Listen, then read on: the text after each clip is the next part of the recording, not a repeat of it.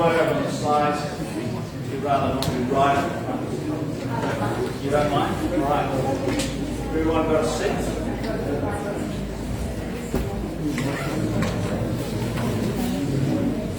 Ki te matakai o ore ni whanaia ki te matawai whakanungia te inorio.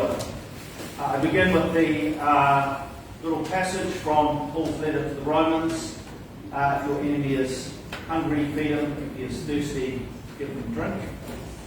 Which Inare Widamu Kalatoa wrote at the bottom of his rules of engagement, which are central to the story of the Battle of Gate Pā-Pukehinahina and central to the story of this place.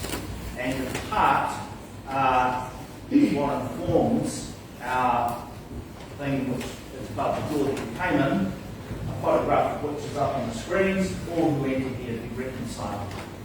Kia ora Tatau katoa, my name is John Middleton, I'm the vicar here, and it's great to welcome you all here tonight. Just a few announcements before we get going. The first is, if you need the toilet, it's back down, some people have asked me this question, back down the passageway, diagonally across our lounge. Our Korean church had a good cook-up today, the church that's in here, so it just has wonderful smells of Korea. And then follow the signs to the toilets. If you have a phone with you, now's a good time to put it on silence. We are live streaming this on Facebook, so if you're anxious about being on Facebook, don't come up front. That will be mine. So it's on that very high-tech phone on the tripod. Very high-tech in this church. And lastly, Debbie Pauly, who's the back. You want to stand up, Debbie, and wave your hands to people? No, she doesn't. Anyway, she has written a book called The Treaty of Waitangi in Tauranga, Te Tiriti or Waitangi I Moana. She has 5 copies of this. So if you would like to buy one of these magnificent books, please see Debbie at one of the small breaks. They are $40 each. And you can haggle with her about how you're going to pay. There are 5 copies here. First 5 people to see her will win, and the rest of you who want to buy one of these will have to talk with her about how to buy them later. But we're not here to sell her books before it goes off. We're actually here to listen to Alistair Reese. Dr. Alistair Reese. I first met Alistair, I think about 10 years ago, when he and James Muir from Te Pounamu organised a meeting of Holy Trinity to gently poke and prod the Anglicans to go further with some of the apologies that we had made up to that point. And that meeting didn't bear a lot of fruit, I don't think, did it? But never mind. Things have moved on for most time. And the thing that really impressed me about Alistair at that meeting was just his depth of knowledge about what he was talking about. He's not somebody who comes to any of the issues that we face in the country today from a superficial understanding of the history of it. He comes from having studied it at a very deep level. So Alistair is a farmer and a theologian and a historian. He's a public theologian, so he's an adjunct fellow at Otago University. Are you part of the Centre for Peace and Conflict Studies? So he's one of the people involved in that, which I have a little bit of connection to. There's 2 of our fellow Franciscans got set that up. So we're starting but he works in a whole lot of other areas as well. He's a trustee of the Karuwha, which is about reconciliation and helping people know more about Te Tiriti or Waitangi and a number of other organisations. And he is a speaker used across the Motu. Alistair has a PhD in theology from Auckland University, and he brings that depth of faith to the study of history as well. So I'm very excited to hear Alistair tonight. I did hear him a couple of months ago, and Simon and I thought he would be an excellent person to kind of help us think further about the place of Te Treaty of Waitangi in the life of our country. So please welcome Alistair and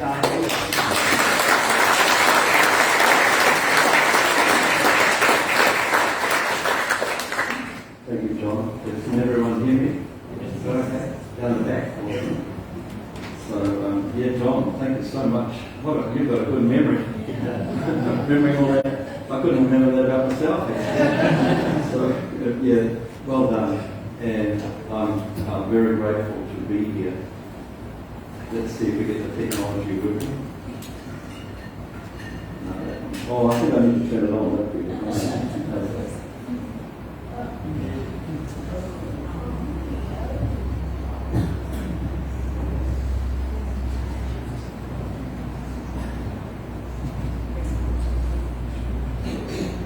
So this is where my wife and I have come from today.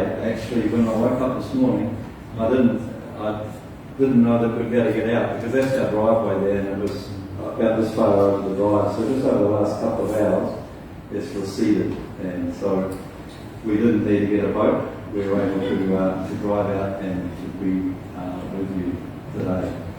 So let me just say again, John, I'm really honoured and feel very humbled that you've given me 2 hours tonight.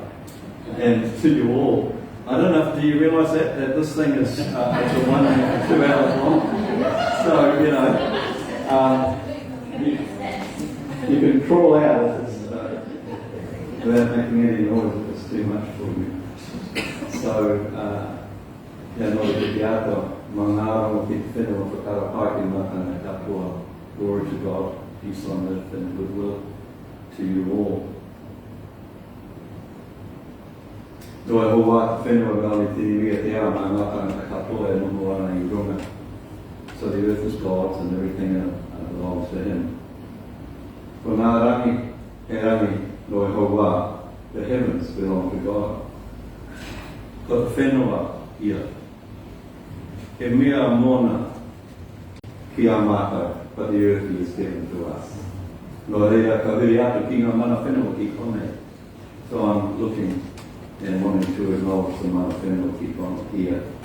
Nā te rangi me ngā te kukenga. Me ngā mata waka, the different waka that are amongst us. Me ngā tangata Te Tiriti, for the people of the treaty like me. Ko tēne te mihi ki a koe. Me ngā kangata, me ngā karangatanga maha for ngā hue whā. So those of you of the distant four winds from around the earth, no mai, haere mai, whakatau mai ki kone, I wāngenui tēnei kōrero. So I'll just welcome you all into this kōrero today.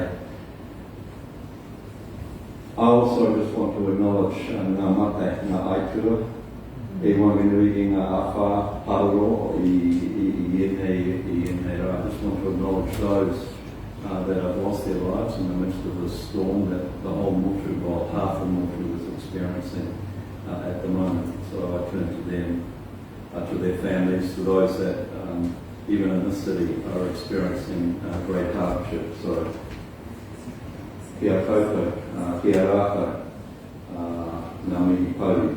So I'm just acknowledging them in the midst of their hardship. So thank you again for coming tonight. My plan is that we would do it in 3 parts.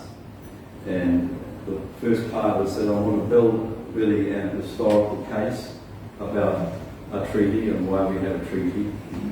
At the end of that session, I think what we'll do is we'll have just we'll break and I'll give you some ideas of what we might do, just briefly to break it up a little bit, and we'll have a bit of feedback, maybe even some questions. And that's essentially what we'll do for the 3 parts of how I've broken up tonight. Towards the treaty and beyond, and then given the fact that we live in a almost post-treaty world, how do we go from here? So a sub-theme might be, how do we enter someone's house? How can we enter into someone's whare? This is a picture of one of the marae, Parihaka, where I stumbled into in the late 1970s, and I was received by these three kui as a young Pākehā guy who knew nothing about Te Ao Māori. And these ones, they overlooked every trampling that I did upon their tikanga and nurtured me under their wings and taught me essentially, at least in their eyes, how I might enter into their house appropriately. I want to say that everybody has a tikanga or a protocol for entering into each of our own houses. And of course I want to use that as a metaphor, really, of how do we enter into someone else's place, someone else's district, or even into someone else's land. I want to propose that whether we know it or not, we actually create tikanga, we actually create protocols that minimise chaos, political and social chaos. We call those social ordering mechanisms. It's actually even helpful if we receive an invitation to come into someone else's whare. That's the best thing. We can make approaches and then we abide by the certain protocols that are instituted in those places. But it's much nicer if we get an invitation. And essentially I want to build the idea of a treaty around that whole concept of each one of us entering into this land and this motu in an appropriate way. As John said, I'm a theologian and a historian, so I'll put in a bit of a meaty thing here. This is my whole view of what the treaty is. Let me read it out. As the treaty is a divinely inspired covenant by Tatau Pounamu. This reconciling and social ordering mechanism acknowledges and protects the rights of the previous rights of Māori. It facilitates a just entry into the land for later settlers and lays the foundation for a moral nation, a tūranga waiwai for all. The treaty covenant is analogous to a marriage between tangata whenua and tangata tiriti, a protocol which carries concomitant rights and responsibilities, enabling two independent peoples to coexist as one, te iwi tahi tātou. That's my thesis, actually, embodied in that statement, and so I will endeavour to unpack something of that. There was my wife Jeannie is sitting there with, I was going to say with the grey hair, but that doesn't actually help in this context. She's just over here. She's from Saskatchewan in Canada, and in Canada there are quite a few different treaties that have been entered into by the different Crown authorities there with the First Nations people. And I came across this the other day as every province, and the province of Saskatchewan particularly, they have a commissioner whose job is to oversee that the various treaties are conducted appropriately. And this is from the book that he wrote. He says, in order to implement the treaty relationship and fulfill the promise of the treaty, there needs to be revitalisation based upon 4 pillars of reconciliation: political, legal, socio-economic and spiritual. So what the Commissioner is saying is that in order for the covenant of the treaty to be enacted appropriately, we need to give attention to its various constituencies. When I read that, it reminded me of actually an idea, a theory by Sir Mason Dury. Many of you will have come across that, and it's called He Whare Tapawhā, and it's talking about the 4 walls of a whare. And that's an analogy also to our humanity, that a whare, or us as human beings, are made up of 4 components, and that each of those 4 components need to be acknowledged, addressed and nurtured in order for health to come. I love that idea, and I'm thinking, actually, if we look at the treaty as a whare, that we would actually acknowledge that there are many components to a treaty, and that each component need to be nurtured and looked after.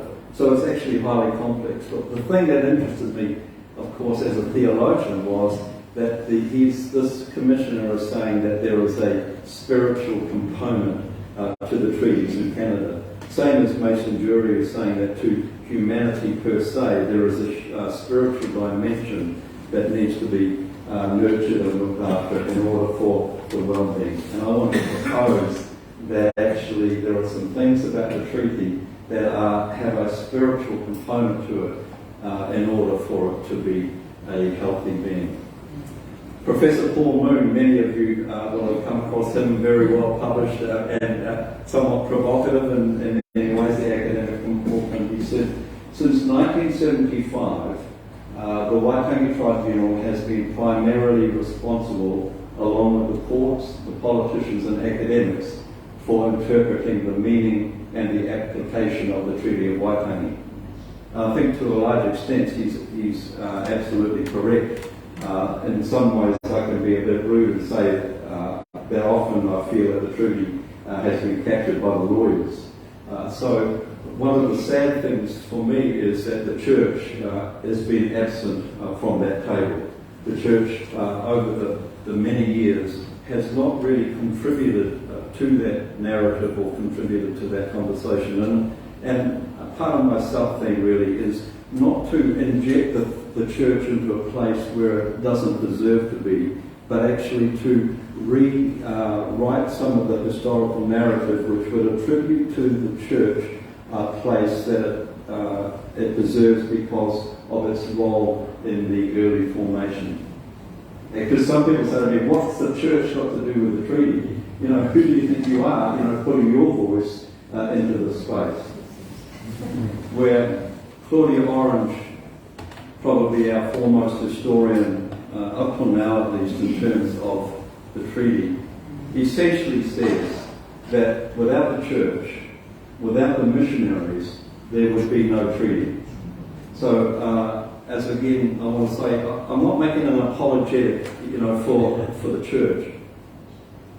As I said the other night at Bayport, it's actually an apologetic for the treaty, for understanding the treaty. And so I've made this pretty bold statement, and I think it's, is that the treaty, as well as being a socio-political document, it's actually a theological document as well. And I hope tonight that I can perhaps give some clue as to why I would make that claim around the treaty being theological.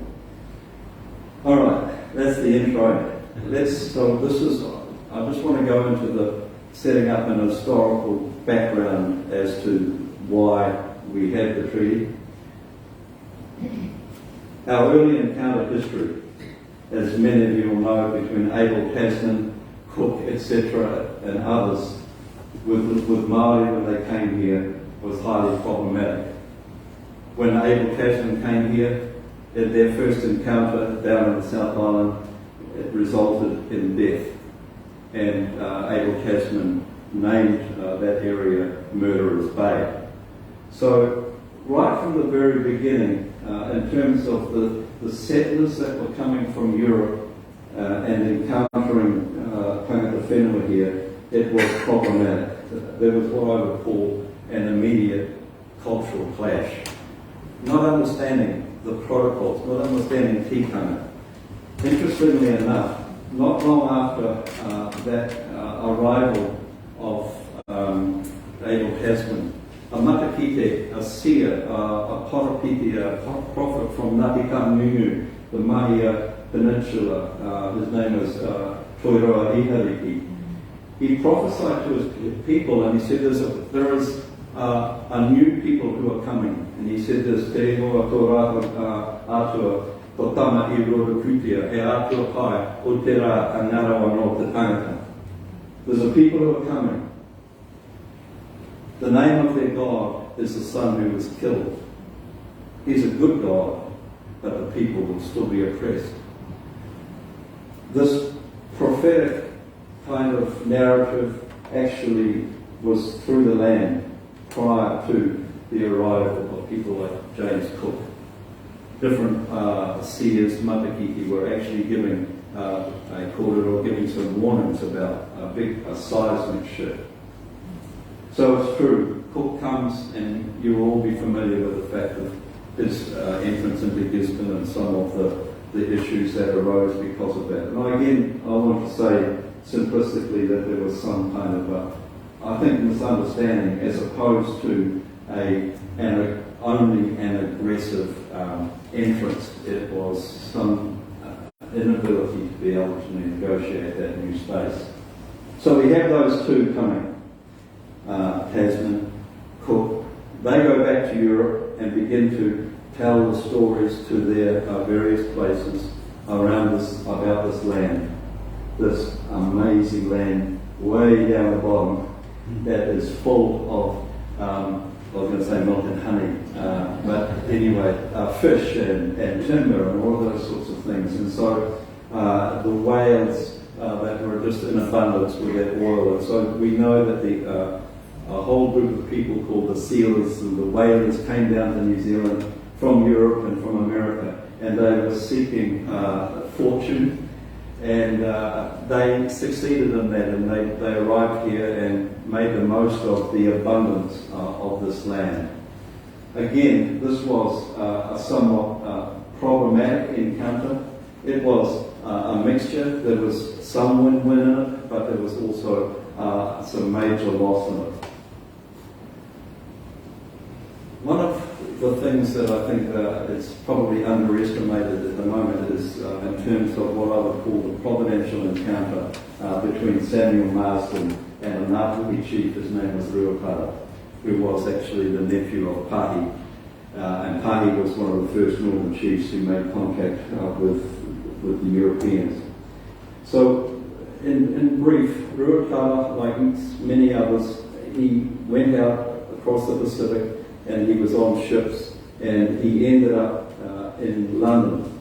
Ruakara was a chief of Ngāti Torehina from Rangihaua, just south of Waitangi. And he had ambitions as a chief to actually have meetings with the aristocracy and with the king in England, but actually was turned down. And he was not even allowed to go ashore, so he became sick on a boat, and he was just waiting to go back, to be sent back to New Zealand.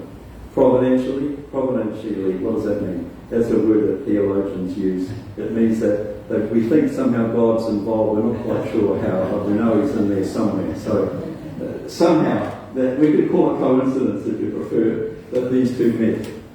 And Marsden encountered Ruakara on the ship as Marsden was coming, having been sent out here to establish the Church Missionary Society. And Ruakara was down in the hold, and Marsden and his wife asked for Ruakara to come and to their cabin, and he nurtured them. Nurtured Ruakara back into health. And Ruakara sailed back to Sydney, where Marsden disembarked from the ship, and he lived with Marsden for about 6 months. From that point, Ruakara made an invitation to Marsden to come to New Zealand and to set up a mission station, and to set up an organisation there. The organisation that Marsden was the head of at the time was the Church Missionary Society, or CMS, as I shall return, as I should call it. CMS actually had a major role here in Pounamu, but that's another story for another day. So in 1814, after a lot of toing and froing, Samuel Marsden, at the invitation of Ngāti Torehina, arrived in Rangihaua, or Oihi. When he arrived on Christmas Day of 1814, he was greeted by a haka party of about 400 or 500 taua warriors. And they performed what is called Tahari o Ngāpuhi. And I've written it up there. It's actually a beautiful haka, which is also in the midst of it is talking about there is a change coming into our land. Almost like a prophetic haka. It talks about the piki wharaurua, the saddleback, the shining puku, that lays its egg in another's nest, and referring to Samuel Marsden as that piki wharaurua. But at the end of it, it's saying, it is good, it is well. So Church Missionary Society were invited into that space and began to set up their mission. 1814, as I said, that there were other Europeans that had come into the Motu at the time, as well as the missionaries. They brought with them technology, and that obviously was one of the reasons why Māori were quite keen on inviting Europeans to New Zealand, was because of the technology. One of the technological advancements, if you want to call it that came with them was the muskets. The muskets really transformed the socio-political climate of the time. Obviously tonight I haven't got time to go into nuance, so just please accept the generalisations that I make. You will know that Māori had a very structured tikanga in terms of how their society was ordered. One of the orderings of their society was something that they call utu. And utu is the restoration of balance. We might call it revenge, in an uneducated way, but it's much more sophisticated than that. It's all about restoring the balance, both positive and negative, between peoples. When the muskets came, there was already, like in every society, there was enmity that existed between different hapu. And what happened was that Ngāpuhi of the North used the muskets to be able to exercise utu, or the restoration of the balance, against their historical enemies. And they moved down through the island and ended up here, through Ngāti Whātua, down through Hauraki, here in the Tauranga, and then down, and one of the most devastating areas where the exercises utu was in Arawa territory on Motuai Island. According to historians, maybe 20,000 people were killed during that time, and of course, wasn't long before our iwi had those muskets as well, and it changed the dynamic really. What I wanted to suggest is that at the time of the arrival of the Europeans and the time of the arrival of the missionaries was a time of drastic upheaval in Māori society. It's my view that it was in that place of that upheaval that Te Rongopai, which literally means the good news, or the gospel, was placed. Right? And the emphasis of the gospel in those times was something slightly different than it is now. The Te Rongopai, in the hands of the new missionary Henry Williams, who took over the mission station, emphasised the place of forgiveness, grace, peace, etc., in terms of their enunciation of what does this gospel look like. One of the demonstrations of that was that Henry Williams moved the mission station from Hoihi, Rangihaua, to Paihia, and he established in a sense you could almost call it like a model village, and there were many Māori were attracted to that village in the beautiful Bay of Islands. One of the things is that it was in total contrast to the town that was on the other side of the bay, which some people call Russell, and I know that we're going through a bit of a struggle right now as to what should we call it. Kororareka was its original name. And that was called where one minister called it where Satan has his dominion, Russell. And the reason being is that all those entrepreneurs that I talked about earlier on had come into New Zealand seeking fortune, seeking all kinds of other things, and spread drunkenness, violence, syphilis. They were completely without law. It was anarchy on that side. Simplistically, if you look at the two things, Paihia, the place of the mission stations, and the place of Kororareka, Māori could see quite a contrast in terms of worldview that was being exercised in those places. So this Kororareka, or as it was called, the hellhole of the Pacific, began to create all kinds of problems for particularly northern rangatira. And because, as I said, they were not respecting at all any of the local customs.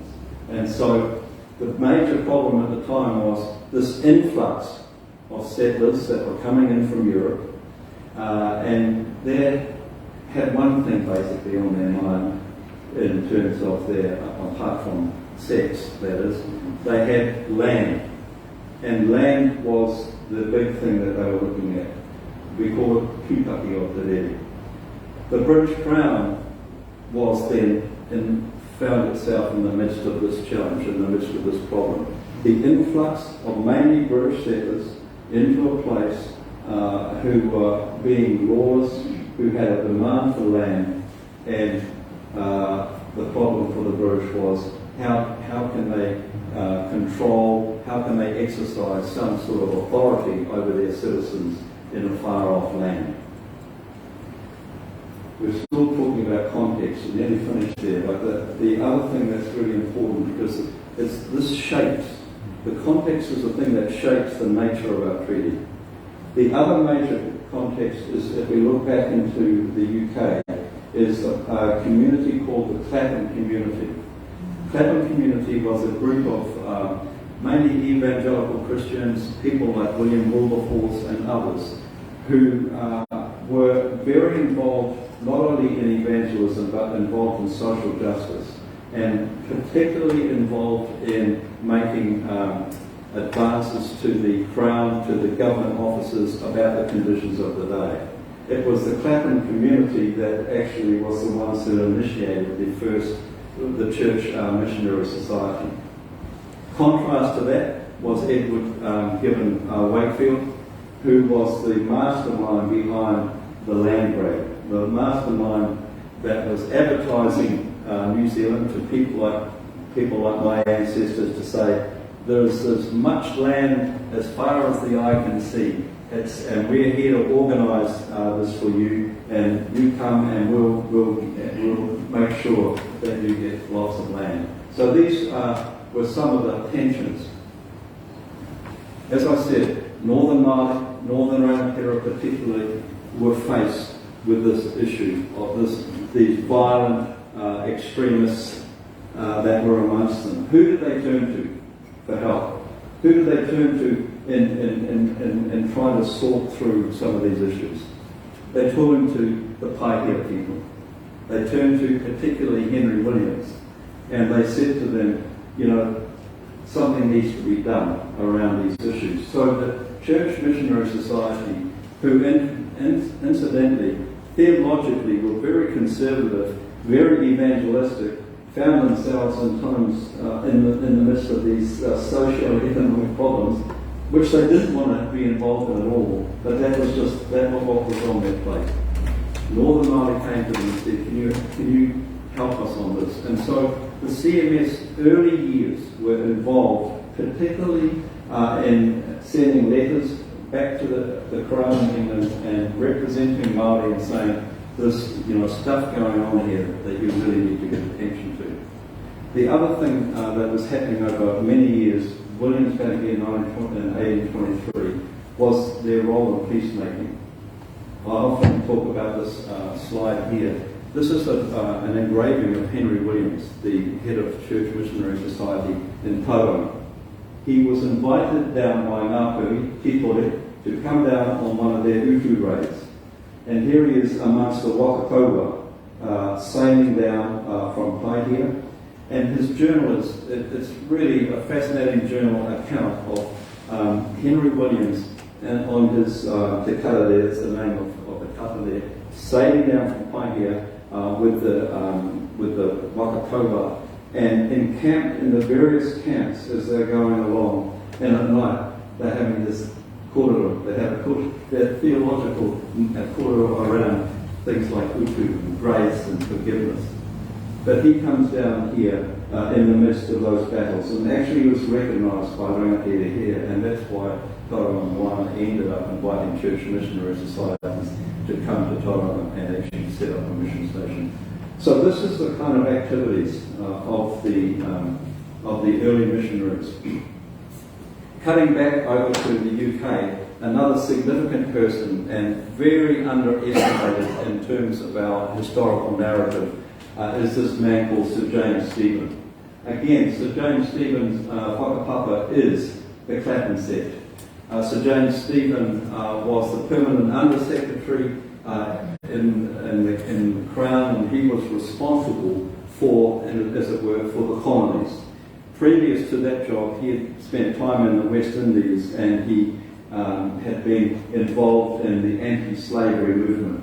So here was this Christian social justice person who was firmly front and centre in forming the policy of the British Crown as when it came to the colonies. With the influence of the Clapham sect and other people like that, the British strategy around colonisation went through a paradigm shift. This is something, I'll just read this of Stevens. He said, "When I look upon the last 24 years of my life, all which have passed in the colonial office, I cannot but be thankful for the innumerable opportunities which have been afforded me of contributing to the mitigation, if not the prevention, of the cruel wrongs which our country has inflicted on so large a portion of the human race." So the colonial office was going through a bit of an identity crisis at the time. It was, in short, having to say, hey, we actually haven't done things too well in the past, but we need to reshape and reform the way that we relate to Indigenous peoples. And that's been quite significant in the formation of our nation. So, letters, missionaries, colonial office, Henry Williams, a major player. One of the things that they looked at is saying, okay, we're in the midst of this conundrum, we're in the midst of this social upheaval, particularly in the north. What's the way forward? How do we conduct ourselves going forward on this? So the Crown responds to this, as I said, with these competing interests. First off, in 1833, I think it was, they appointed James Busby as the British resident. This was their first approach to put somebody in place to actually bring some order to this rabble-rousers in Colorado. So he came without any without any forces, just his voice really, and he would front up to the people in Colorado and say, "Stop that! Stop being naughty." And you can imagine the drunken sailors, what their response was. He actually didn't do very well in enforcing a change of heart and a change of mind in these ones. But one of the things that was certainly important in terms of James Busby's role was in 1835, the formation or the creation of He Whakaputanga o Te Rangatiratanga o New Tiriti, the Declaration of Independence of New Zealand. And this was signed by 39 Northern Chiefs, and also Pototuta Wherewhero and Hauraki, another one from Ngāti Kahungunu, the only two outside of the Northern Chiefs that signed it. The whakaputanga is very important, and again it's something that for many of us we're only coming to grips with it in terms of the role that it plays in some of the current narrative. Ngāpuhi especially are the ones who hold strongly to this he whakaputanga. They say that the whakaputanga is the tuakanga, and that the Tiriti is the taina. That means that the whakaputanga is the older brother or the older sibling, and that the Treaty of Waitangi is the younger. And it comes around the issue of sovereignty, because what the he whakaputanga clearly does, it actually recognises, the British Crown recognises the autonomous independence of New Tiriti, of New Zealand. And what people are saying is that it's this understanding of the integrity of this independence that undergirds the treaty. So that's why it's acknowledged to be important. As I said, Busby proved to be pretty toothless, pretty useless. Well, not his fault actually, because he didn't have a lot to support him. And so the missionaries again, together with Northern Māori, continued to engage with the British Crown, particularly James Stephen, and said, hey, this problem of the lawless British, particularly British, there were others of course, but essentially the early settlers from Europe were British. What to do about that? And in the end, Sir James Stephen essentially formed the idea of a treaty, and making a treaty and advancing what was then originally established with He Whakaputanga, and advance it into the form of a fully run treaty. I'm not going to go into huge detail, of the treaty in terms of all the nuts and bolts and all. My idea is really more to give an undergirding of it, and then at other times we can actually go into detail. But this is important because I think in terms of understanding the treaty, we need to understand its ethos. We need to understand what was in the mind of the British colonial office in the formation of the treaty when they engaged with Northern Māori. So Sir James Stephen gives the instructions of what this treaty was to be, or he designs it, and then the Colonial Secretary, Lord Normanby, gives his instructions that come via Stevens to Hobson. He said, Her Majesty's Government have resolved to authorise you to treat with the Aborigines of New Zealand for the recognition of Her Majesty's sovereign authority over the whole of any part of these islands which they may be willing to place under Her Majesty's dominion. All dealings with the natives for their lands must be conducted on the same principles of sincerity, justice and good faith as must govern your transaction with them for the recognition of Her Majesty's sovereignty in the islands. Nor is this all. They must not be permitted to enter into any contracts in which they might be the ignorant and unintentional authors of injuries to themselves. So the underlying ethos, that which undergirds the intentions of the Crown in the midst of the problems that they were facing, was obviously somehow to exercise some authority over their own citizens, while at the same time being shepherding, looking after the interests of protecting the interests of Māori. So Normanby gives this draft to Hobson. Hobson from Sydney out to New Zealand, already starting in Sydney with Governor Gibbs over there, begins to formulate this treaty and arrives in New Zealand or in Paihia on the 4th of February 1840. Him and James Busby, I guess, finalise that draft, and then they hand it over to Henry Williams and his son Edward and say, will you please, you need to translate this, because obviously most Māori weren't speaking English, so that which they were receiving needed to be in the lingua franca within Māori. So that's what Henry Williams did. Henry Williams, Karuwha to Gurumu, Karuwha means 4 eyes, that's who was colloquially known as, was responsible, so in the first instance, for receiving the treaty in its English draft and then translating it into Māori.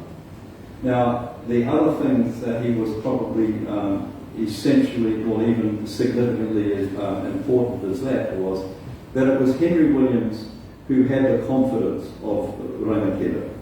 It was Williams, together with Busby, that really had a mana to be able to collect the Rangatira, to come and say, hey, there's something that these British people are wanting to put before you, that we want you to come and to wānanga around, have a hui around us.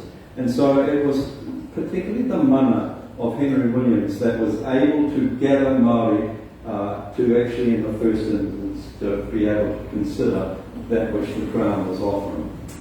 So the other thing that Henry Williams that was able to do, or was actually called to do, was not only to translate the treaty, but it was he on the 5th and the 6th who was given the task of explaining the treaty. So not only translating, but explaining it, the concept of the treaty, to to Northern Māori. I've noted here, I think there's probably really three important concepts that Williams was important for in terms of his own translating. One is the sovereignty. He translated as kawanatanga. We could actually have a night on this here, but we need to do the intro first, right? He translated the word sovereignty in terms of kawanatanga, which has become, as some of you will know who are into this, one of the controversial pieces. The other thing is that he said that the full, exclusive and unreturned possession of their lands, that's the guarantee to the northern chiefs in English, is the word tino rangatira, so that the Crown commits to preserving their tino rangatira. But the thing that I really want to emphasise tonight is that it was Henry Williams who brought to the attention of Northern Māori, in terms of his mediation of the treaty, the idea that this was a sacred thing. He introduced to them, in terms of his kōrero to them, the idea of kawanata, the idea that the treaty is a covenant. So this is where that the spiritual dimensions of the treaty begin to enter. And the other thing that is important to understand, that all of this language is actually Old Testament and New Testament language. Kawanata, rangatiratanga, and kawanatanga. They're all biblical concepts that have been borrowed from the scriptures and have been placed within the treaty itself and then expounded on by Henry Williams. And as we'll see, Williams explains it this way. He says, I told them, this is the chiefs, to listen. And I'll miss this part, and then he goes on to say, later he says, feeling as I did that the terms of the treaty were a sacred compact between the British government and the chiefs of New Zealand, I was able to speak with confidence as to the integrity and to the honour of England. So he introduces this idea of a sacred compact. Now, of course, what happened was that in that negotiation there was a lot of argy-bargy. When the idea of the treaty was first put down on the 5th up there, the first response was, no, get out of here. We don't want any of that. And so we get, chiefs like Te Kimura, who's, tell them to, whatever, off, and whatever other things.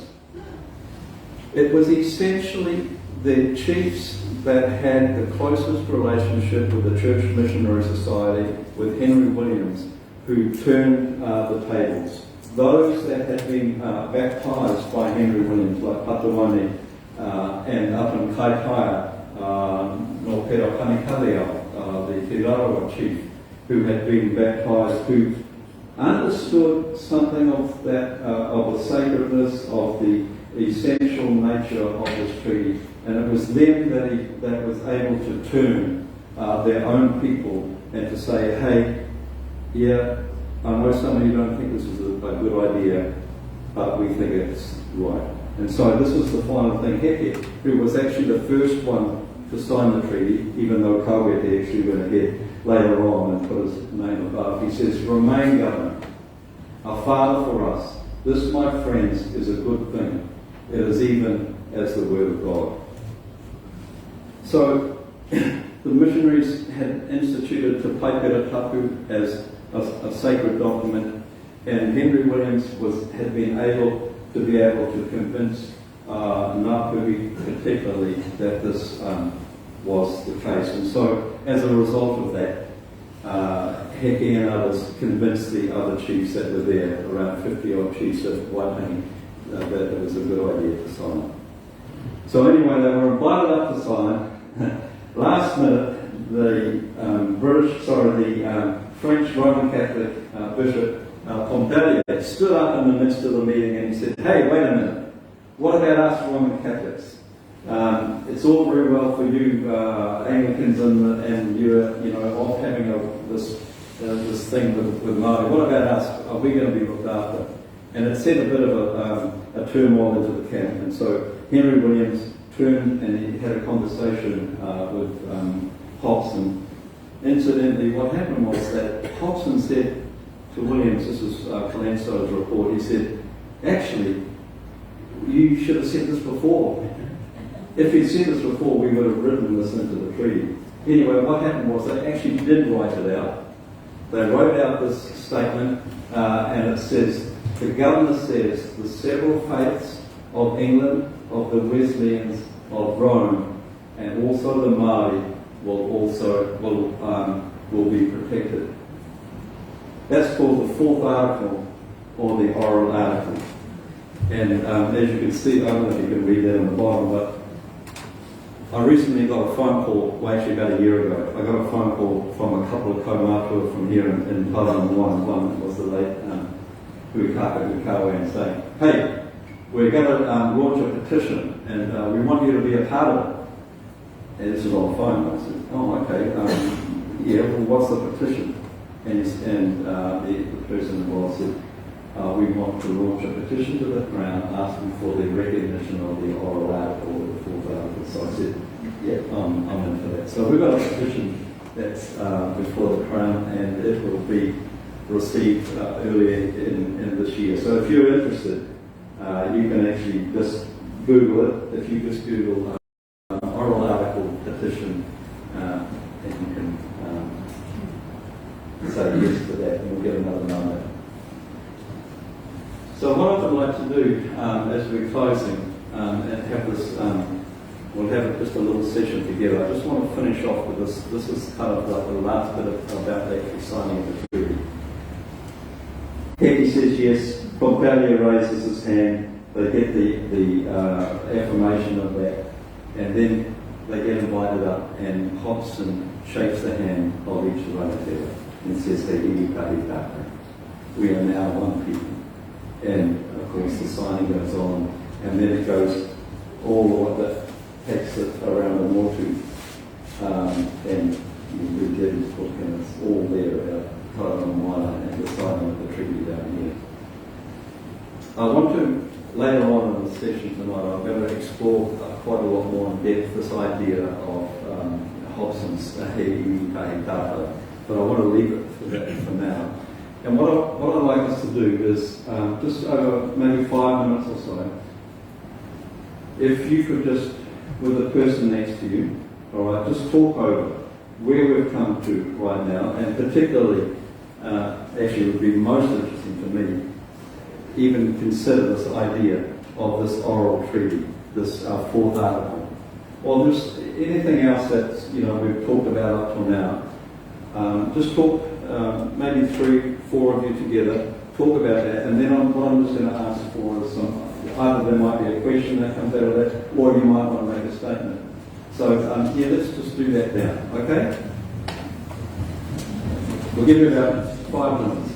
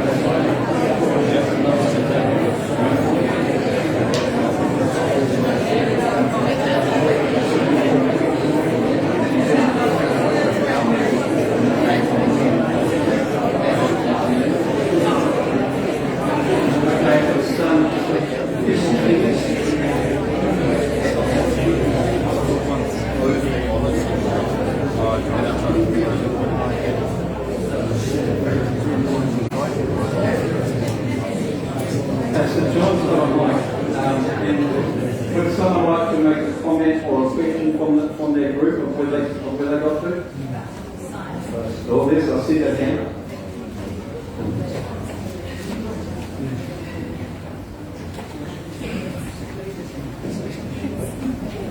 I'm just wondering, in that oral section, the first part is about the faith and belief, and the second part is about Maoris. It's not about their belief, about people. You know what I mean? The first part is the governor says the several faiths, beliefs of England, and so on. And the second part is not, and also the Maoris' belief will be protected, or faith.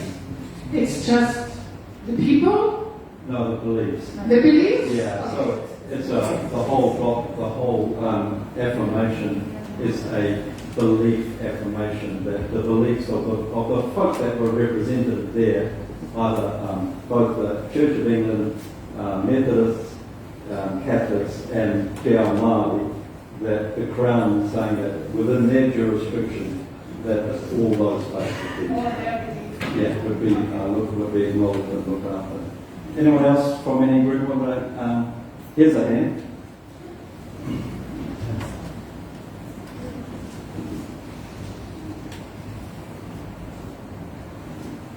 Yeah, we were just commenting that we think really that the settlers came with the intention of exploiting Maori, taking whatever they wanted from the land.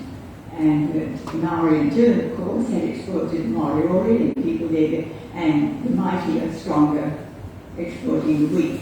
So nothing much has changed, sadly.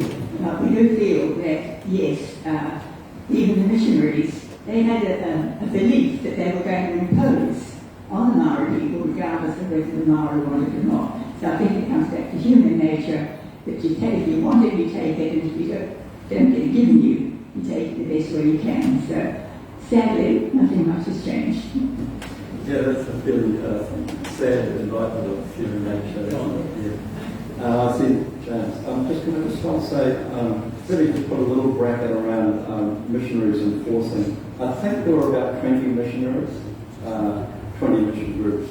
It's actually, I think we overestimate the ability of European missionaries to enforce belief systems. Yeah, so anyway, James. I think many of you, my age, would be to Anzac Day. When you gather 1,000 together in our city with the grandchildren in each hand and just engaging in a significant time of remembering those who gave their life fought for the peace that we enjoy. If you go to that one really, it's a powerful time. Across the road, next Monday morning, there's a Waitangi Day World Service.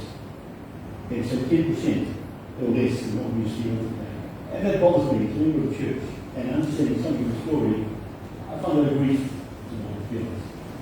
We in the church system seem to be awkward about that. And I think we can do more. I just make a comment on this question. Thanks for that. One more maybe. There we go. Down there.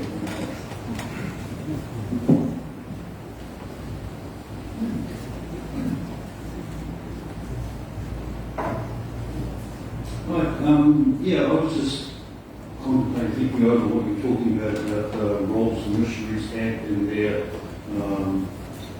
influence with the Maori in getting the treaty signed, built on relationship, built on trust that they had. And I guess what that says, a reflection going forward, we're talking about getting the church back involved. I guess I have to ask myself the question about being church involved. What am I doing for building their trust? Because trust was there implicit to help build that connection in the first place. And I, as a Christian, working to build that trust again, to be in a position to be a mediator, to be involved in that situation again. Because if I'm not, then I'm not fulfilling the original role that the church had, I guess. Am I right? Am I wrong? Good for you to think about. As I said, I do want to exhort people into the understanding of covenant and what that means, and the idea of relational covenant is important. But I think that's, I'm going to talk about that a little bit more. So let's just carry on around. So we're at the signing of the treaty. One thing I think is quite important, this is Felton Matthew, an eyewitness at the signing of the treaty. Again, in terms of us trying to understand what was the motivation, what was the ethos, the underlying undergirding of the treaty. He said that Hobson and Williams pointed out the necessity which existed for the British government to interfere for their Maori protection on account of the number of white people who had taken up abode in this country, throwing themselves on a victorious protection but retaining full power over their own people. So that's quite an interesting. So he was an eyewitness at Waitangi. He sailed actually out from Sydney with Hobson. And I think it's that last statement, in terms of our trying to grapple with the understanding of Tino Rangatira and Kalwanatanga, I think that Matthews is quite helpful there. So, what is the Crown committed to? So we've signed this treaty, and this is, just very, very brief synopsis of what I understand the Crown's commitment to Māori in 1840. First of all, they acknowledged the sovereign autonomy of Aotearoa at the time. The Crown was committed to covenant, and we'll talk a little bit more about what is covenant. They were committed to actually try to establish some order amongst the British citizens, and that was via Kalwanatanga. They were also committed to honour the rangatira, honour the Tino Rangatira status that was in the land.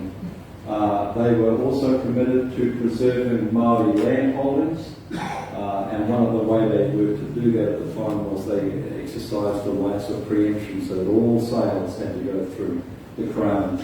That was to stop people like the New Zealand Company from ripping everybody else. The other thing finally was that they gave Māori co-equal rights in terms of their own understanding with the British subjects. So here we have 1840. At the time when the treaty was signed, around about 2,000 Europeans in this land. Demographers say maybe about 100,000 Māori. So this 100,000 Māori signed a treaty with 2,000 representative people from Europe. You can see hopefully from this slide here, it didn't take long before that change in terms of the population basis took place. And this is really crucial, I think, in understanding the processes that took place post-1840. So in 1859, the numbers of Māori had declined through the various reasons for that, through the sickness, through warfare, through displacement, etc. There were 59,000 Europeans by that time and around 56,000 Māori. By 1881, 500,000 settlers had arrived, 500,000 settlers, and Māori were down at their lowest numbers, down to about 42,000. So 500,000 of Europeans, as I said, that were here mainly for one thing, and that one thing was the land. So we have 1840, the signing, in a sense, the high point, in my view, in terms of the relationship between the British Crown and Rangatira Māori. And we have these issues that arise again. Issues that had been prior to the 1840, but were even more exacerbated with the increase of settlers in massive numbers from Europe. So the things that, the demand for land, one of the big issues. The other thing that began to raise its head amongst Māori leaders was this issue of rangatiratanga. What has happened, they began to ask, about this commitment to acknowledge our Tino Rangatiratanga. The other thing that happened was that with the advent of the numbers of settlers coming and the increase of armies, etc., that Māori began to even be divided in terms of the way that they responded to it. So you would have people, for example, that were following the King movement, and others like Te Tiriti, using a broad brush, were followed. They decided that it was in their best interest to actually to be followers of the Queen, and it was all about them actually getting strategy. So it caused divisions between different hapu, different iwi, and in fact those divisions they're still talked about today. So it was a bit of a whether it was implicit or explicit, there was a divide and rule sort of situation that happened because of the involvement or the arrival of the increasing numbers of European settlers. The other thing that happened at that point in time was a breaking down of the relationship between the missionaries and Rangatira. I mean, it's a little bit idealistic, I know, to say it, but up until that time, the missionary Māori sort of relationship was fairly solid. It was around that after 1840 that things began to break apart. The idea of rangatiratanga, the idea of Māori exercising their own autonomy very quickly was questioned by people like Heke. So Honi Heke, as I said, one of the first to sign the treaty, he ends up chopping down the flagpole up in Kororare, at the flagpole that was flying the ensign. Now, as a child I learned that story, but I had no idea what was behind it. I just thought that Heke was, a rebel. I was never taught to know why was it that Heke chopped down a flagpole that was flying the ensign. And essentially it was because he was challenging the concept that the Union Jack was over and above his Kino Rangatira status. It had to do with some on-the-ground stuff around taxes in the harbour, etc. And the Crown were exercising some taxes, but that was how it played out. So those were symbolic issues in terms of already quite quickly the idea that the Crown would acknowledge and preserve Kino Rangatiratanga was seen to be less than what was stated. In 1852, New Zealand became, in a sense, an independent nation as far as the British Crown was concerned. And we began to set up our own organising, governor, parliament, etc., etc. And then the funds were needed to exercise all that kind of bureaucracy, etc. But I would think that this, I'm trying to understand in my own mind, when was this access of change most demonstratively visible? I think in 1852 we see a change in terms of the understanding that the Crown, as it was then called, was responsible to exercise control over their own people, but then it began to exercise control over the whole nation. And I think that in 1852 you see the seeds, well actually more than the seeds, that big change. So this idea of the treaty not being honoured very quickly began to take root. One of my favourite chiefs at the time was Tiriti Kawiti, and he had this dream, and the dream is worth accounting. He says, "My illustrious warriors and people, I fought with God last night, but I survived. Therefore I call upon you to trample anger upon your feet, under your feet. Hold fast to your faith, for the day will come when you will be ruled over by your Pākehā friends. Be patient. Wait until the sandfly nips the page of the document," that's the treaty, "the sacred covenant. Then and only then shall you arise and question and oppose, lest you break the sacred word of your ancestors, the covenant. Look to the distant sea." So what Kawiti is saying to his own people, he's saying, yes, we're being betrayed, but let us not be the ones who break the covenant. Let it actually be Pākehā who break the covenant first. Then we will be justified in responding to that. Remember, it was Te Kawiti who actually was the one who had his name at the very top of the signing of the treaty. We have the ongoing movement amongst Māori, Taranaki, and of course in the Waikato we have the formation of the kingitanga, and which impacts very much in our own area here. As a result of the formation of kingitanga, as a result of the resistance to the Crown and its land laws and what Māori perceived as the unjust taking of land, Māori began to rise up, and in Taranaki, Waikato, Bay of Plenty, etc. And as a result of that, as a part of the legislation of the time, the New Zealand Settlements Act, we have this enactment of roipatu, or confiscation. This figure here gives you some idea.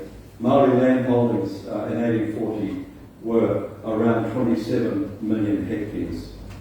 By 1940, 100 years later, Māori had under their control 1.4 million hectares. It's even more graphic in these photographs here. Remember the articles of the treaty which are talking about acknowledging the rights of Rangatira to hold on to their land, that the rights of the land for tangata whenua were ensconced within the treaty. So 1840 at the top, and then you have 50 years later you see in the white that was now under European control. The one down the bottom now is the white is that which is under Māori control. So in the North Island, within 100 years, you can see almost the whole land being lost. You know, there's groups of Ngāti Tarau and Tūwharetoa and others that, you know, and Tūhoe and others that were able to hold on to the land. But for the most part, 90% of the North Island was lost for a variety of complex reasons. Was lost to Māori. Within the South Island, it was all over Baba shouting within a very short time. Ngāi Tahu, Ngāti Mamoi and Waitaha, through a variety of very devious means, pretty well lost control over all of their land holdings. What was the European view of the treaty as post-1840? Well, in 1856, so Dr. Isaac Featherston, who was one of the first MPs in the land, he said it's our job to smooth the dying pillow of the Māori race. What had reached its high point in 1840, already by the 1850s, was seen to be completely meaningless, in the sense that all that Māori could actually hope for was to be sent to a hospice, really, and looked after. Of course, we get the famous case in 1877, Judge Prendergast, who in the case of Wiparata, he called the treaty a simple nullity. And the reason that he called it a simple nullity was that in his view, that Māori were not and I'm going to be, use some crude language here, but in the sense they weren't civilised enough as a people to be able to form a suitable partner as treaty partners. Therefore, the treaty doesn't really mean anything. This is where it sits. But within Māori, the treaty continued to be something that they held on to. We have people like Mary Rekereke, who was the auntie of Ratana. Ratana rises in 1919. He says, in one of my hands is the Bible, in the other, the treaty. If the spiritual is taken care of, the natural will be fine. So you can have these, again, a little somewhat simplistically, but on one hand you have the church, the Europeans, who had almost completely forgotten about the treaty, but within Te Ao Māori, it was still something held as a place of hope. In 1834, Busby built this house. This is where a house where the treaty was signed by the early 1900s. This was what Waitangi grounds looked like. This is what where the treaty was signed looked like. Some of you will have been to Waitangi over the years, and you'll see it was completely different than that. but there's a story behind it which I'll come to in a minute. But this is symbolic in some ways of what had happened to the treaty. It became an old farmland full of ragwort and broken fences. Ratana comes through, and others begin to make a sound about the need to honour the treaty, and the treaty is sacred, etc., etc. In 1940, as a result of the treaty grounds being given back to the New Zealand people, they build the Whare Aruna, and Sir Aparana Ngata performs this giant haka in front of the whare there. And that begins, in a way, the return or the resuscitation, the renaissance, the resurrection, call it what you will, of the treaty within the national psyche. And the government begins shortly after that to hold a yearly commemoration of the treaty. By 1990, the last visit of the Queen actually to Waitangi, 150 years after the signing of the treaty, in the presence of Her Majesty, in the presence of visiting dignitaries, this man, Whakahuhu Verko, was invited to make a speech. I think the government invited him to make a speech because they thought that he would be quiet. Just a nice Māori. Whakahuhu Verko, a bit like Martin Luther King, threw away his notes as he stood on the podium, as he was heckled by his own people, by the protesters at the time who looked at him as a kaupapa Māori. Throwing away his notes, Whakahuhu Verko stands and he says, I want to quote from Psalm 137. By the rivers of Babylon, there we sat down and there we wept when we remembered Zion. It is much more expressive in Māori, and I take liberties with the scripture. I te tahi o ngā wahi o Waitangi no ana tātou I reira. E tangi ana tātou ka mahara ki a hero, by the waters of Waitangi, which you will know means the weeping waters. We sat down and we cried when we remembered Zion. Some of us, he said, have come here to celebrate, some to commemorate, some to commiserate, but some to remember what happened on this sacred ground. We have come to this sacred ground because our tupuna left us this ground 150 years ago. A compact was signed. A covenant was made between two people. A unique and unusual circumstance. But since the signing of that treaty 150 years ago, I want to remind our partner that you have marginalised us. You have not honoured the treaty. We have not honoured each other, in fact, in the promises that we have made in the sacred ground. Since 1840, the partner that has been marginalised is me.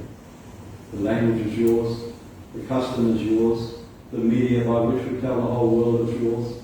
What I came here for is to renew ties that made us a nation in 1840. I don't want to debate the treaty.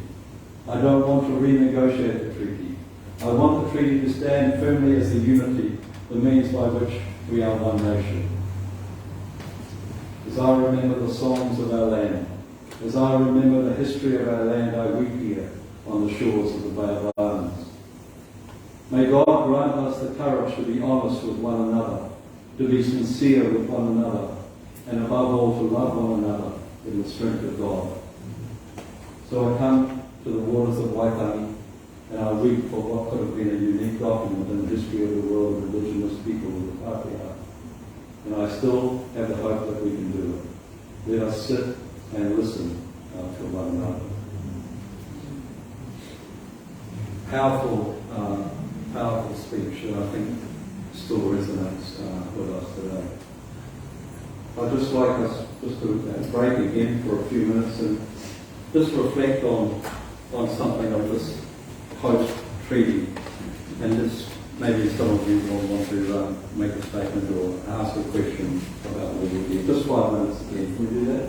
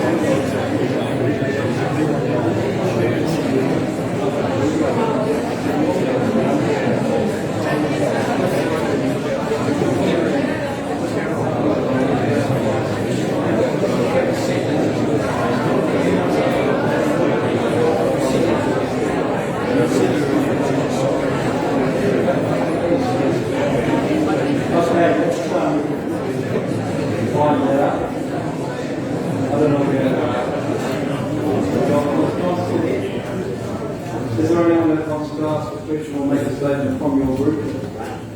Maybe something that you reflected on over that last little section? There's a hand over there, John, over there. Yeah, hi. Yeah. I made a connection between what happened initially that led to the signing of the treaty, in which case the Maori had sent to the sovereign to come and effectively have the people under control. So to me, that was a mature approach to settling what could easily have become an uncontrollable situation. And then 150 years later, we have somebody saying, let's not speak about the treaty, let's not argue about it, let's just both do what the treaty says. So again, another mature approach to the situation. But what kind of struck me is that all of that is coming from one side. The other side has not been so magnanimous, has not been so mature.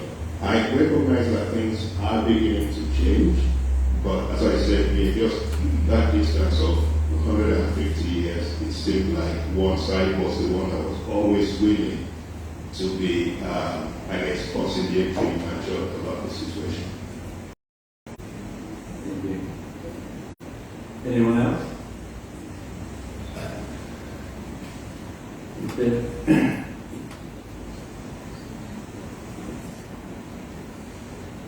Something that I've never understood is of the land that transferred over the 100 years that you highlighted so well with the maps, of what proportion could you say was due to a legitimate transaction as opposed to a confiscation or a swindle?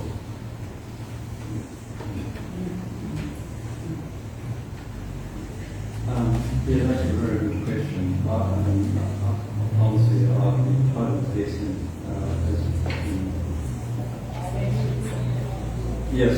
I'd be guessing to give you a precise answer to that. As I said, what I alluded to, the loss of land is complex, and it's not just the Raupatu or confiscation. Land legislation was a major part of it. The other part of it was, as someone's alluded to, there's a human nature thing that goes on, and as people amongst Māori chose different sides in terms of, which was going to give the best outcome to them, for example, and you have whānau against whānau, so you have that kind of thing happening as well. So I don't know that you could ever get an answer that was categorical in terms of, oh yeah, that was right and that was wrong, because the upheaval that happened in terms of the ownership of land from an indigenous perspective to a Western perspective created social and political upheaval. So when the privatisation or the individualisation of title as opposed to corporate title, that process in itself was just huge in terms of bringing deep turmoil into Te Ao. So, yeah, sorry, but there's no simple answer to that, but it's major. I think the fact is that if for people who are called tāngata whenua, and you actually end up seeing what those maps look like, I think you get at least some idea of the impact. Can I just say that in terms of the privatisation of the land, it gets complicated because that was something that was by law had to happen. Yeah.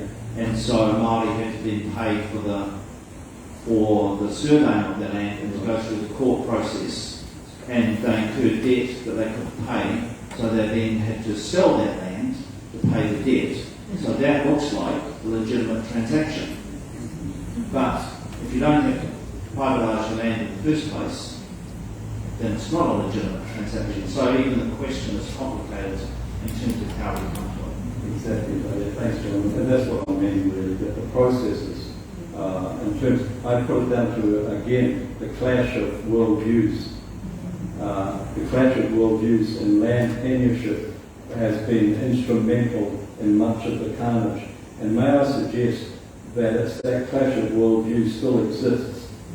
And I want to come into now, in talking in the last sort of 20 minutes that we had, about some ideas going forward. And these are just some ideas that I would have, and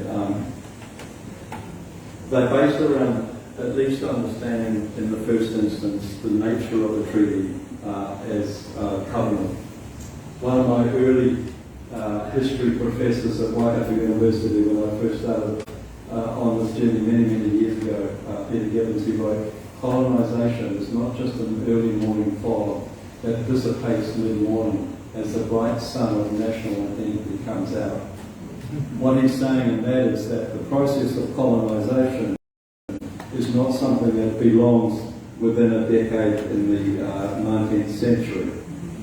So, for example, the euphemism that we are all New Zealanders, in my view, is a very subtle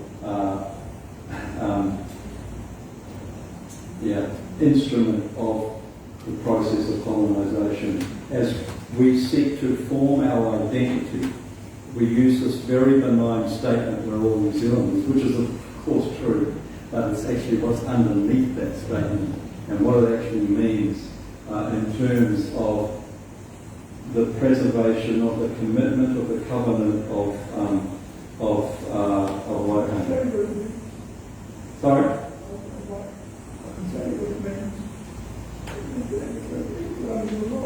Yeah, and that's true. Yeah.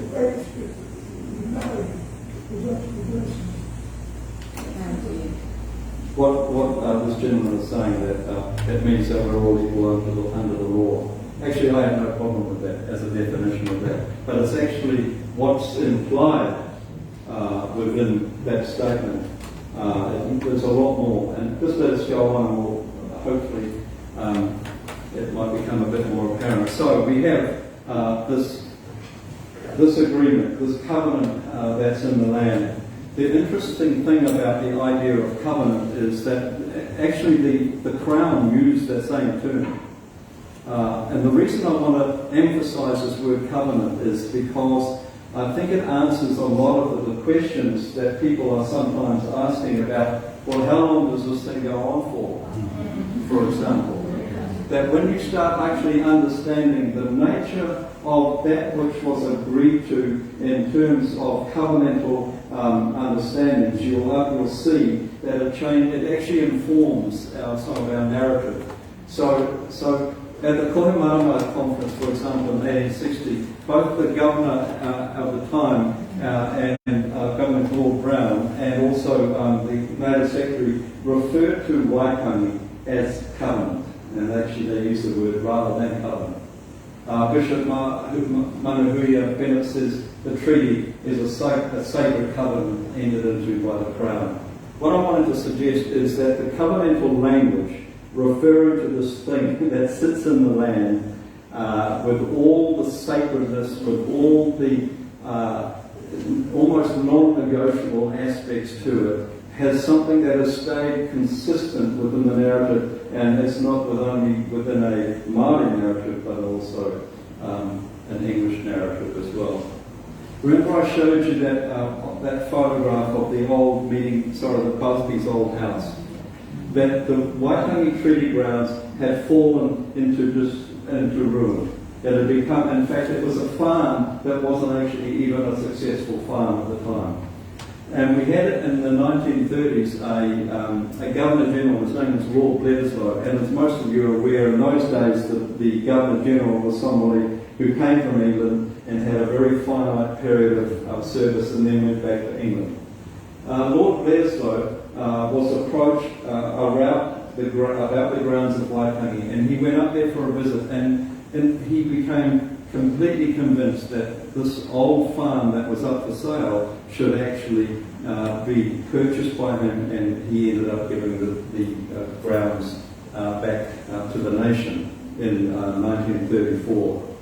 So they had a big ceremony around this broken down old house in 1934, And Lord Bledisloe, when they made that presentation, this is what he says: "Let Waitangi be to us all a Tatau Pounamu, a symbol of peace and unity." That's why I've entitled this presentation Waitangi, Te Tatau Pounamu. What does that mean? Somebody had informed Lord Bledisloe about the Māori world understanding of reconciliation and peacemaking. That's what a Tatau Pounamu is. Literally it means a green stone door. But it's actually a process by which an individual or individuals or groups of people can go through to make peace and to be reconciled. So in 1934, when the land which had gone into private ownership was entrusted back to the nation, Bledisloe said, "Let this be a Tatau Pounamu for us all." He said, "Let this be a doorway of reconciliation for us all." And this is a poem. You see, it gives us an opportunity, a place where at least we can begin to have a meaningful discussion about how two worldviews can come together, about how two people come together. And then he prayed a prayer that probably wouldn't be prayed these days, I imagine, but anyway, that's as Governor General, that's what he prayed. In 1989, Judge Sir Eddie Jury made this statement about Waitangi. It was the Rahui for Māori. And he said this to his fellow Māori, he said, "We must not also forget that the treaty is not just a Bill of Rights for Māori, it's a Bill of Rights for Pākehā too. It is a treaty that gives Pākehā the right to be here. Without the treaty, there would be no lawful authority for the Pākehā presence in this part of the South Pacific. We must remember that if we are the tangata whenua, the original people, then the Pākehā are the tangata Tiriti." And that's why when in my mihi to you all, I acknowledge you as tangata Tiriti, those of you that are Pākehā. That if we are the tangata whenua, the original people, then the Pākehā are the tangata Tiriti, those who belong to the land by the right of the treaty. Saying to his fellow Māori, he said, "To honour our forebears then, we as Māori must never challenge, threaten, compromise or prejudice the rights of Pākehā to be here. We cannot claim our own rights if we do not respect the rights of others." So this is something that is often forgotten, and I say this to people, that this is a Bill of Rights, not only for Pākehā, it's for all new settlers. Wherever you come from, if you go through that door, if you go through that Tatau Pounamu, if you go through that way and enter into the land via the ethos, then you become tangata Tiriti.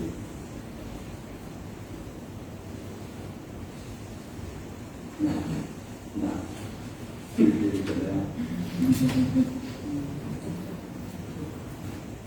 Oh, no, let me go back to that. What this man who's just recently died, Jonathan Sachs, he was the Lord Rabbi in London, he's actually talking about the difference between a contract and a covenant. And one of the things he said is, a contract at the end, a contract is like a deal. A covenant is like a marriage. A covenant is about identity, and hence the vital distinction. A social contract creates a state. A social covenant creates a society. What Sachs is saying is that a covenantal commitment to another takes us to a deeper level than a mere legal contract. He says it's actually like a marriage. I pick up on that, this idea of covenant and marriage, this relationship between peoples. I want to acknowledge Waiata, actually, of Te Puti. Waiata that's inspired by an Old Testament passage. He says, talking to his people, he said, "I want to acknowledge a prophetic saying, the abiding peace." He said, "You shall be called Hetsiba, God's delight, and your land pure, married, for you are a sweet fruit to God." So in the 1880s, this prophet, Māori prophet who actually came through this area, had the understanding to be able to put some ideas into sort of analogous language understanding that relationships not only are between Te Atui Rungarawa and his people, but the relationships between people were something that needed to be understood as deeper than just contraction. So, if we follow on from this Tatau Pounamu, if we follow on from the idea or the proposition of Lord Levislow that this Waitangi is actually a doorway of reconciliation, what do? This is the steps that I feel that need to take place. First of all, we need to acknowledge the covenant. We need to acknowledge the treaty and return to it. That's the first thing. That's a hard issue. I use the term, and I think someone else has said this, is sometimes it's actually an inconvenient truth. I think someone else said that about something. Why do I say that? And that's why I push the idea of a covenant, right? Because if we actually understand, if we're convinced that something sacred has taken place in the land that provides the opportunity for peoples to be brought together, if we agree in that in principle, we may find actually some aspects of it are rather inconvenient to us as individuals. So that's the first thing. For all who will enter into the land, for all who will come into this faith, there is a way that actually gives us a righteous entrance based upon integrity. That's the first thing. Return to the merit, as it were.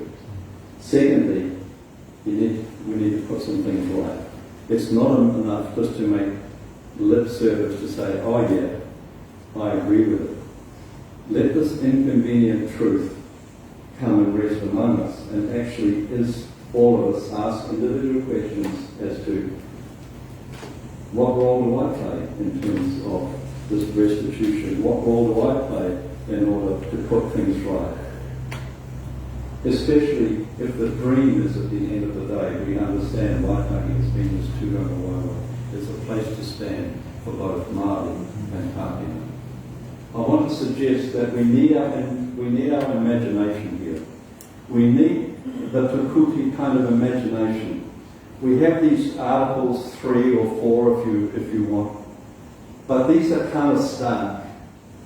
We need to understand that underneath them there's something much more beautiful, much more fun, much more powerful than just contractual words on the paper, but they are the opportunity for two peoples to become one. Let me return as we close into this statement here of Lieutenant Governor Hobson, which I know is somewhat controversial, depends what side of the fence. He says a ingi pākehā. Some people have said, oh, that means that we're all just one. As my friend Hui Kawa used to say, yeah, but who's one? Who's one? This is why I want to suggest this idea of a covenantal union has been analogous, like Tukuti says, to a marriage between two peoples. What did Hobson mean when he says that he be pākehā? Well, I'll be honest, we'll never absolutely know, right? Some people say it's just a homogeneity. We become this homogeneous people. I want to suggest that somebody gave to Hobson this statement. He was a non-Māori speaker. I want to propose even further that it was actually Williams who said to him, this is a statement that you can use, he be pākehā. I'll even guess even further, where did that come from? The idea that this covenant that they just signed between two autonomous groups, what was the idea that was informed that? You don't need to know it, but this is possible. Within the New Testament that Henry Williams was a master of, there are two prime examples of two peoples becoming one. And that's between the Jews and the Gentiles. And they use the term, you can see in that in Māori, te tokorua he tangata kotahi. two peoples becoming one. That was talking about what the church looks like, with these two autonomous peoples coming together.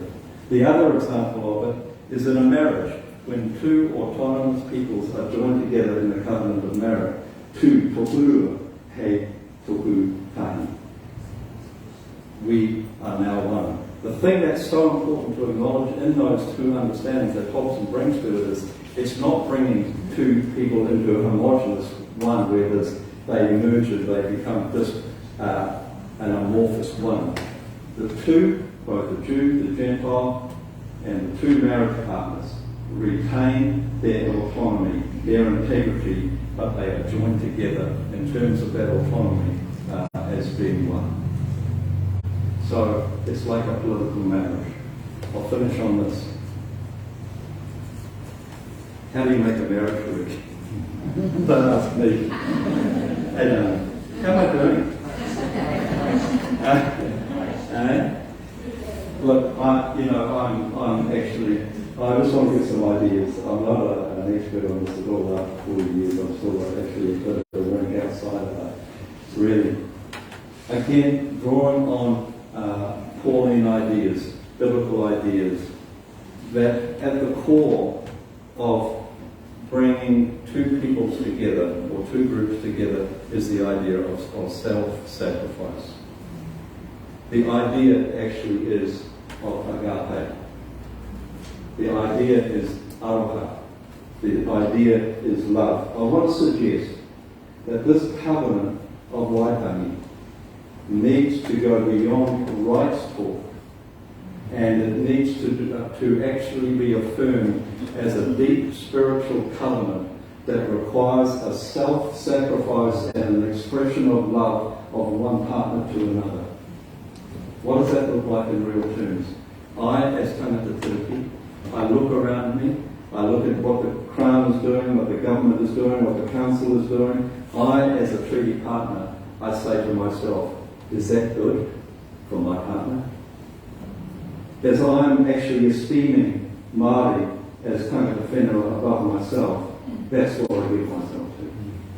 This is what I believe is absolutely crucial, is that there will be no successful covenantal arrangement or treaty arrangement until actually we fall in love with each other. And I know there's some practice to that, but really, that we would lay down our lives one for another, and we would say, I prefer you over me. And I know that sounds highfalutin. Let me just put a sobering thing as I close. If we use the marriage analogy, we also need to use the divorce analogy. That if an abused partner who has over years and years and years of abuse, I believe has the right at some point to say, enough. And that's why I use the thing of divorce. Friends, if through the dishonoring of this treaty, one of my partner says, I'm over you, I divorce you, we start again. Where do we start? Actually, we start in the same place that Australia is starting right now, and actually trying to find, somehow, we have to find a way forward. I want to conclude by saying that actually this has been given to us providentially as a beautiful opportunity in this land. And it's not to gloat or anything or to think we're better than anybody else, but actually we have this capacity to be able to find our way forward. I think that's enough.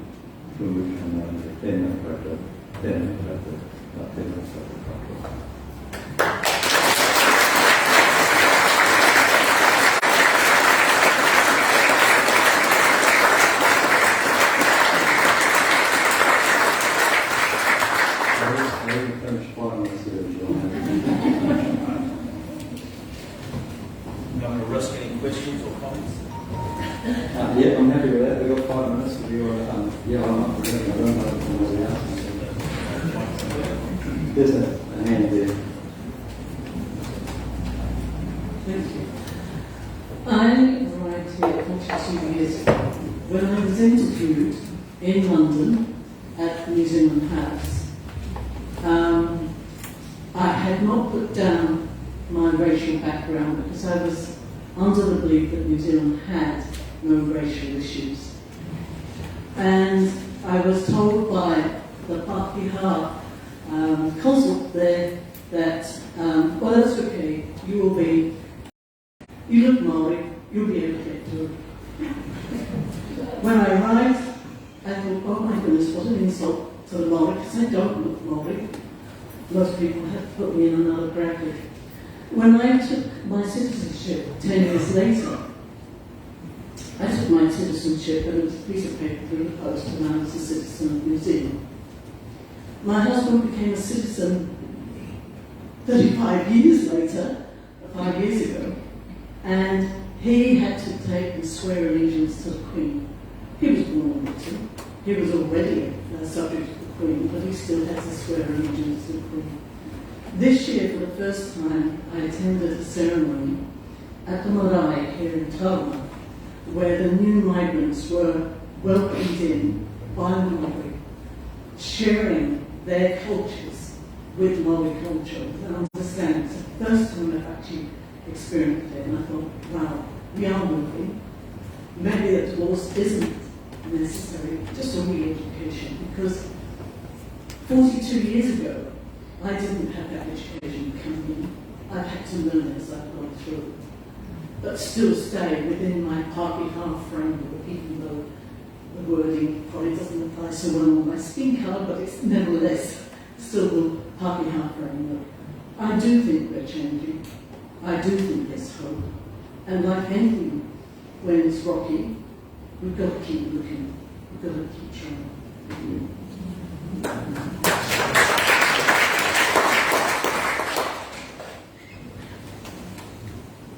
I'll just jump in. So, it's almost time, so I'll just thank you. From our point of view, we think there's hope.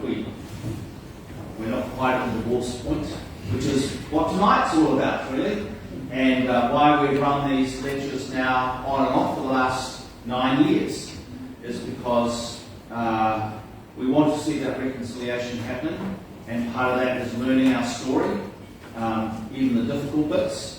And then through that, thinking about, well, what is it that would be good for our partner? How do we meet their needs and working towards that? And us as Anglicans have had a little bit of experience of that. In 1990, we passed a new constitution, which is based on the Treaty of Waitangi. It was a rough, long, hard journey to get there. And it's been a rough, long, hard journey trying to work out what that means. But Te Tiriti is an autonomous part of our church. They order their own affairs. And in our constitution, there's the constitution for the common life. There's rules for the diocese, the 7 Pākehā dioceses. They're all written down as you would expect from us. It's all very clear how we make decisions, what the rules are, everything. And then there's the rules for the Diocese of Polynesia. They're all written down because they were well trained by the missionaries. And in the middle bit is air.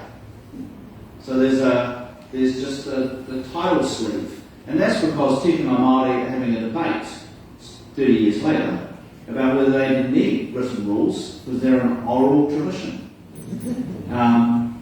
So most of them go, we don't need to write anything in there. Canons, they're called. Canons and statute. And so that troubles us Pākehā because, how do they know what's going to happen? But they know, they've worked it out. And it's been such a gift for us as a church, really, and those of us who've had the privilege of going to our General Synod and experiencing that. And I listen to what people fear about having Māori at the decision-making table, and I go, my experience of that is profoundly life-giving when we actually listen to each other's stories. So thank you, Alistair, for tonight, for telling the story of the treaty, how we got it, thinking about what happened afterwards and then how that might offer us some ways forward, both here in Tatau Pounamu, but also as a country. I find that incredibly hopeful, and I thank you all for coming. I did wonder if anyone would come tonight. The weather over the last few days has been appalling. I say that as someone who was at Mount Smart on Friday night. And I was one of the lucky ones because I wasn't trying to drive anywhere where there were major floods. I was trying to go back to Howick at the end. So others were trying to go to places where it just really was very difficult. And I came back over the Pāmais yesterday and just saw the flooding and the closed roads. And so thank you all for coming and braving the weather and being here. And thank you, Alistair, for lodging out of your farm and being here. And thank you for all that you do in this field, both in Tauranga and around New Zealand, Aotearoa, New Zealand.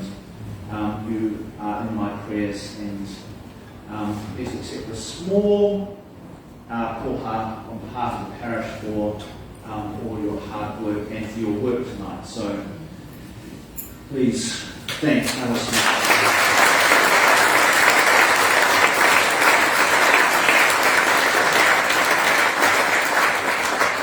So our next talk is in 2 weeks, so we're going to give you a week off. And it is Cliff again, and he will be talking about the battles of Pukehinahina, Gate Pā, and Tauranga, which he's done on several times before.